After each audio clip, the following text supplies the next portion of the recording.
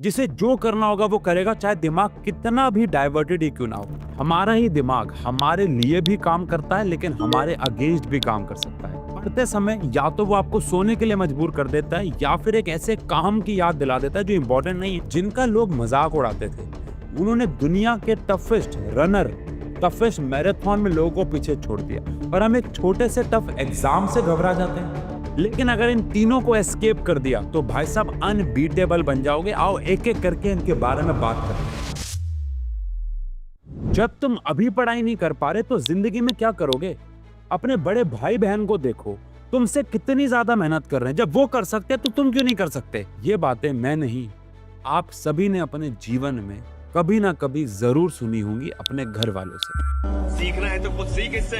L की scholarship मिली है इसको, स्कूल टॉपर है, और तुझसे पास होने की उम्मीद करना भी बेकार ही है। ये सुन के एक कैटेगरी का बच्चा वो है जो एक्शन लेता है और उनको गलत प्रूफ करता है, और एक होते हैं दूसरी कैटेगरी वाले बच्चे जो एक कान से बात को सुनते हैं और दूसरे से निकाल देते हैं।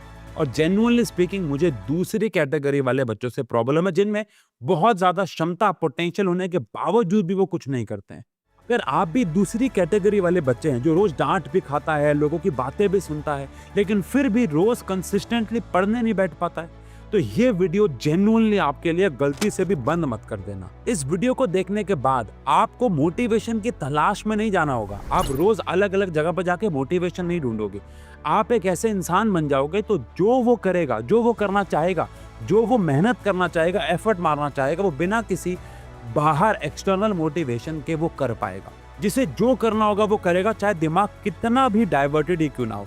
तो अगर आप भी अपने आप को बदलना चाहते हो तो लिखो आई विल चेंज, और अक्टूबर से ही मैं गारंटी लेता हूं चीजों को फॉलो करो, मोटिवेशन के बिना भी पढ़ाई कर पाओगे। वीडियो आगे देख लेना, लेकिन ये क्लिप देख लो, पूरा साल बच सकता है। 9th class, 10th class, 11th, 12th, science और कॉमर्स, सबके लिए एक बहुत प्यारी न्यूज है। आपके लिए लेके आए हैं क्रैश कोर्स। 45 डेज के अंदर एक्सपर्ट टीचर्स के साथ पूरा का पूरा सिलेबस खत्म होगा, एक भी चीज नहीं छोड़ेंगे।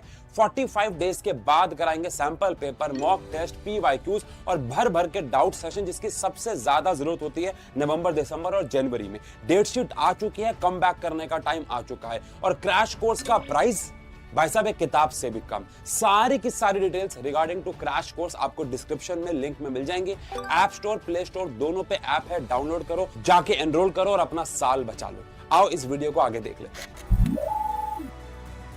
हमारा ही दिमाग हमारे लिए भी काम करता है, लेकिन हमारे अगेंस्ट भी काम कर सकता है। आप किताब खोल के बैठते ही हो, बट ये दूसरी डायरेक्शन में भाग जाता है। पढ़ते समय या तो वो आपको सोने के लिए मजबूर कर देता है, या फिर एक ऐसे काम की याद दिला देता है जो इंपॉर्टेंट नहीं है, बट कहीं ना कहीं आपको लगता है आप इंपॉर्टेंट है वो काम आपके लिए, और आप पढ़ाई छोड़ के उस काम में बिजी हो जाते हो। तो अगर आपको इस माइंड ट्रैप से बाहर निकलना है तो आपके अपने दिमाग को आउटस्टैंड करना होगा। ये आसान तो नहीं होने वाला जेन्युइनली स्पीकिंग, लेकिन बहुत कुछ साइंटिफिकली प्रूवन चीज़ों के बारे में बात करूंगा जिनको फॉलो किया तो दिमाग एक प्रकार से रिवायर्ड हो जाएगा आपका, और आप आउटस्टैंड कर पाओगे। इससे पहले मैं इस टॉपिक पे आऊं, मुझे एक बात बताओ, इस चैनल पे 85% जनता वीडियोस तो देखती है, बच्चे वीडियोस तो देखते हैं, लेकिन सब्सक्राइब नहीं कर रखा आपने। आपके लिए इतनी बेहतरीन, इतनी साइंटिफिकली प्रूवन वीडियो लेके आता हूं, ऐसे बस बकबक नहीं करता, लेकिन फिर भी वीडियोस देखते हो लेकिन सब्सक्राइब नहीं करते हो, चीटिंग है। सबसे पहले तो लॉयल होना सीखो। अगर आपको वीडियो से जेन्युइनली हेल्प मिल रही है तो सब्सक्राइब का बटन जरूर दबाना। अब शुरू करने के लिए 3 मेजर प्रॉब्लम्स के बारे में बात करना जरूरी है। आपकी जो लाइफ है वो एक बर्मुडा ट्रायंगल की तरह घिरी पड़ी है, जिसमें 3 मेजर हर्डल्स, प्रॉब्लम्स हैं। पहला, lack of motivation to study, आपका मन ही नहीं करता पढ़ने का। दूसरा, डिफिकल्टी इन हैबिट बिल्डिंग, रोज एक प्लान तो बनाते हो और हर दूसरे दिन वो फॉलो करना ही मुश्किल हो जाता है। और तीसरा, सबसे इंपॉर्टेंट, डिस्ट्रैक्शंस और डीमोटिवेशन, सब कुछ कर भी लेते हो तो ये चीजें वापस नीचे खींच लेती हैं। लेकिन अगर इन तीनों को एस्केप कर दिया तो भाई साहब अनबीटेबल बन जाओगे। आओ एक एक करके इनके बारे में बात करते हैं। एक सच बात बताऊं, इसे सही वे में समझोगे, मोटिवेशन जैसा कुछ होता ही नहीं है। जो होता है ना वो है लैक ऑफ इनिशिएटिव। एक इंसान की स्टोरी बताता हूं। इसने अपनी लाइफ में बहुत सारी प्रॉब्लम्स को झेला। एब्यूसिव फादर जो कि उसके साथ बुरा भला करते थे, गरीबी उसने देखी, रंग के ऊपर, उसके स्किन के कलर के ऊपर भेदभाव किया जाता था। स्कूल में बिलो एवरेज स्टूडेंट होने की वजह से कहीं हद तक उसके टीचर्स ने उसको डम तक बोला। और इससे भी बुरी बात, उनके 300 पाउंड का वजन जिसकी वजह से उनको हेल्थ इश्यूज तो था ही, लेकिन कहीं ना कहीं लोग भी मजाक उड़ाते थे। ये कोई और नहीं बल्कि डेविड गॉगिंस हैं, जिन्होंने अपने ऊपर, अपनी लाइफ के ऊपर एक किताब लिखी थी, यू कांट हर्ट मी। लेकिन फिर उसने डिसाइड किया कि उसको बदलना है, उसको एक एवरेज इंसान नहीं रहना है, और उन्होंने 3 महीने के अंदर 100 पाउंड वजन कम किया। और यहाँ पे रुके नहीं, उन्होंने नेवी सील ट्रेनिंग निकाली और दुनिया की सबसे मुश्किल अल्ट्रा मैराथन रनर बन गए। अब जरा सोचो, जिनका लोग मजाक उड़ाते थे, उन्होंने दुनिया के टफेस्ट रनर, टफेस्ट मैराथन में लोगों को पीछे छोड़ दिया, और हम एक छोटे से टफ एग्जाम से घबरा जाते हैं। अगर आपको भी डेविड की तरह एक्शन लेना है तो उसका एक हल है, न्यूरोप्लास्टिसिटी। क्या है ये? इसका क्या लेना देना है डेविड गॉगिंस से? क्या लेना देना हमारी पढ़ाई से, हमारे लैक ऑफ मोटिवेशन से? सबसे पहले इसका मतलब समझते हैं।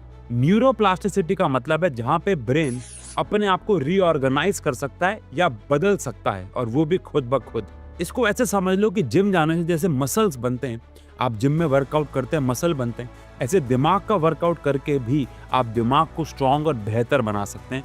इसको बेसिकली न्यूरोप्लास्टिसिटी कहा जाता है। तो डेविड ने बेसिकली इसी चीज का इस्तेमाल किया। वो रोज अपने ब्रेन पे एक्स्ट्रा एफर्ट मार रहे थे। वो कहीं ना कहीं रोज एक्सरसाइज करते थे, जो कि उनके लिए बहुत मुश्किल था, तो ब्रेन को समझाना पड़ता था। साथ साथ पढ़ाई भी कर रहे थे, जिसकी वजह से उनके पुराने नेगेटिव थॉट्स हटते जा रहे थे और नए पॉजिटिव थॉट्स की रिवायरिंग ब्रेन में हो रही थी। तो जब भी आप कहते हो कि हमारे में तो मोटिवेशन नहीं है, तो बेसिकली आपके दिमाग में भी वो थॉट्स नहीं है जो कि डेविड जी के दिमाग में धीरे धीरे पैदा हुए। वो कैसे बनेंगे? आंसर है शुरुआत करके। इसके लिए करना क्या होगा? एक चैलेंज करना होगा। आपकी आदतें, चाहे वो पढ़ाई की हो चाहे वो डिस्ट्रैक्शन की, वो न्यूरोप्लास्टिसिटी से ही बनती है, और कोई भी नई आदत को बनने में 21 दिन लगते हैं। ये आप सब भी जानते हैं, कहीं ना कहीं सुना ही होगा। चलो आज एक लाइफ चेंजिंग चैलेंज लेते हैं। अगर आपने इस चैलेंज को 21 दिन तक कर लिया तो भाई साहब जीवन बदल सकता है। आप शायद सालों बाद मुझसे कहीं मिले तो थैंक यू बोलो। तो नेक्स्ट 21 दिन तक आपको एक टास्क करना है, बताता हूँ क्या। लेकिन ये टास्क मोटिवेशन के लिए नहीं, अपने गोल तक पहुंचने के लिए करना है। सबसे पहले एक टास्क फिक्स करो। लेट्स से आपने सबसे पहले फिक्स करना है कौन सा चैप्टर पढ़ना है, उसके बाद कौन सा वन शॉट देखना है, और उसके बाद रिवीजन किसकी करनी है। डेली ये 3 टारगेट पूरे करो। ये टारगेट पूरे करने के बाद आप जो मर्जी करो, हमें कोई लेना देना नहीं है इस चैलेंज में। आपकी प्रायोरिटी सबसे पहले आपको ये 3 चीजें पूरी करनी है, उसके बाद आप कुछ भी कर सकते हैं। अब आप कहोगे ये तो मुश्किल टास्क है, इसको थोड़ा आसान बना सकते हो। आप पहले ये जो टास्क कर रहे हो 20 मिनट करो, उसके बाद अपने आप को आप रिवॉर्ड दे सकते हो। कोई आपका फेवरेट स्नैक, या फिर आप अपनी फेवरेट गेम खेल सकते हो 5 मिनट, फिर 20 मिनट का दोबारा से अपना टास्क करो पूरा, और फिर 5 मिनट का गैप दो। इससे आपका दिमाग इस पढ़ाई को एक रिवॉर्ड सिस्टम से कनेक्ट करना शुरू कर देगा। और अगेन, जब भी हमें इंस्टेंट रिवॉर्ड मिलते हैं बेहतर फील होता है, बहुत बार बताया है। फिर 3 दिन बाद इस टाइम को इंक्रीज कर दो, 20 मिनट से 40 मिनट पे लेके जाओ, और धीरे धीरे कहीं ना कहीं आपका यह टाइम ड्यूरेशन बढ़ता चला जाएगा। हो सकता है एक आध दिन आप किसी भी कारणवश इस टास्क को पूरा ना कर पाओ, पर अगले दिन उसमें मेहनत करके पिछले वाले टास्क को पूरा करना। अगर आपको लगता है आपके बस की बात है तो अभी कमेंट सेक्शन पे लिखो I accept this 21 days challenge. अब अगर चैलेंज एक्सेप्ट कर लिया है तो सबसे इंपॉर्टेंट हो जाती है प्रॉब्लम नंबर 3। सबसे बड़ा डिस्ट्रैक्शन क्या है? आपका मोबाइल फोन है। भाई देखो, जब भी हम कोई बेहतरीन काम करने जाते हैं तो रुकावटें आती हैं, और असली खिलाड़ी वही है जो रुकावटों को ओवरकम करता है। मैंने अपनी लाइफ में इस फोन के डिस्ट्रैक्शन को कम करने के लिए 2 आवर बैन चैलेंज लिया था। मैं जब भी कोई इंपॉर्टेंट टास्क करता था, लेटस से कोई किताब पढ़ रहा होता था, तो मैंने अपने आप को इस 2 आवर बैन चैलेंज में कैसे इंडल्ज किया। बड़ा इंटरेस्टिंग है। आपको ये चैलेंज एक्सेप्ट करना होगा। एक और चैलेंज, अगर आप कोई भी पढ़ाई करने जा रहे हैं लेट्स से, तो आपको ये चैलेंज लेना है कि आप उससे 1 घंटा पहले फोन नहीं चलाएंगे, डिजिटली किसी भी चीज से कनेक्टेड नहीं होंगे, और 1 घंटा पढ़ने के बाद भी नहीं होंगे। लेट अस सपोज आप 1 घंटा ही पढ़ते हैं, तो 1 घंटा पढ़ने से पहले और 1 घंटा पढ़ने के दौरान और 1 घंटा पढ़ने के बाद, टोटल 3 घंटे हो गए। मतलब कोई भी इंपॉर्टेंट टास्क से 1 घंटा पहले और 1 घंटा बाद आप कुछ भी नहीं चलाओगे, और यकीन मानो जो भी उस 1 घंटा में पढ़ रहे होगे ना, फोकस बहुत ज़्यादा होगा, क्योंकि हम इंस्टेंटली डिजिटली चीज़ों को कंज्यूम करने के बाद पहुंच जाते हैं कहाँ पे, किसी भी चीज़ को देखने के लिए, और फिर वहाँ पे क्या होता है, हमारे दिमाग में वही डिजिटल चीज़ें चल रही होती हैं जो हम देख के जस्ट आए होते हैं, और जस्ट पढ़ने के बाद अगर हम उसे खोल लें तो वहाँ पे भी आपका फोकस लेवल कम हो जाता है, और आप लॉन्ग टर्म मेमोरी में चीज़ों को स्टोर नहीं कर पाते। तो प्रॉमिस करो, इसको फॉलो करो। और मैं तो कहूँगा डिजिटल बैन के अलावा आप फिजिकल बैन भी लगा सकते हो, जिसका मतलब है आप 1 घंटा पहले दोस्त से मिलोगे भी नहीं, फोन पे बात भी नहीं करोगे, और 1 घंटा बाद भी। यकीन मानो आपको मजा आने लग जाएगा इसमें। लेकिन ये सारी चीजें करने के साथ साथ आपको अपने आप को भी एक रियलिटी चेक जरूर देना है, क्या मैं जेन्युइनली मेहनत कर भी रहा हूँ कि नहीं कर रहा हूँ।